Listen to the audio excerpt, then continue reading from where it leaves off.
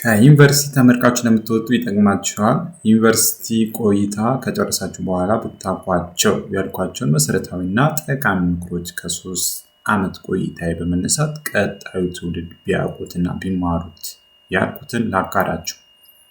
አንደኛ፣ ተመርቃችሁ ስትወጡ ቢዝነስን ከዜሮ ነው የምትጀምሩት። ሁለተኛ፣ ከትንሽ መጀመርን አትፍሩ።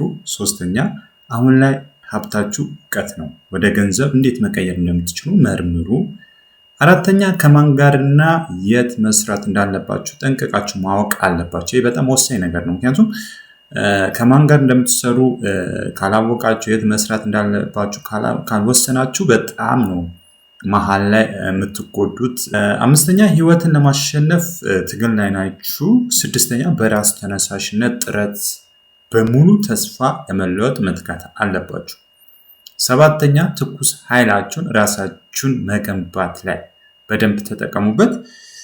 ስምንተኛ፣ ትኩረታችሁ ሙሉ በሙሉ ዓላማችሁ ላይ ያተኮረ ሊሆን ይገባል።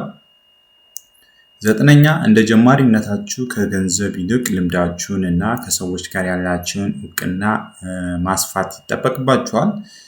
አስረኛ፣ ግብረገብ ሙያችሁን የምታከብሩና የምትወዱ ኃላፊነታችሁን በአግባቡና በጊዜው የምትወጡ ልትሆኑ ይገባል።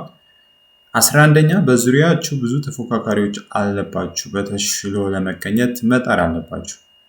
12ኛ፣ ህይወታችሁ ላይ እድገት እንዲኖር ጉልበታችሁን፣ ጊዜያችሁንና እውቀታችሁን በብልሃት መጠቀም ይጠበቅባችኋል ማለት ነው። 13ኛ፣ ለልፋታችሁ ትክክለኛውን ሂሳብ መጠየቅ ይገባችኋል። 14ኛ፣ በህይወታችሁ ለሚመጡ ፈተናዎች በራስ ለማሸነፍ መጋፈጥ ከእናንተ ይጠበቃል። 15ኛው፣ የምትፈልጉት ቦታ ላይ እስክትደርሱ ትዕግስት ሊኖራችሁ ይገባል። በዋናነት እነዚህን ሊኖራችሁ ይገባል ማለት ነው።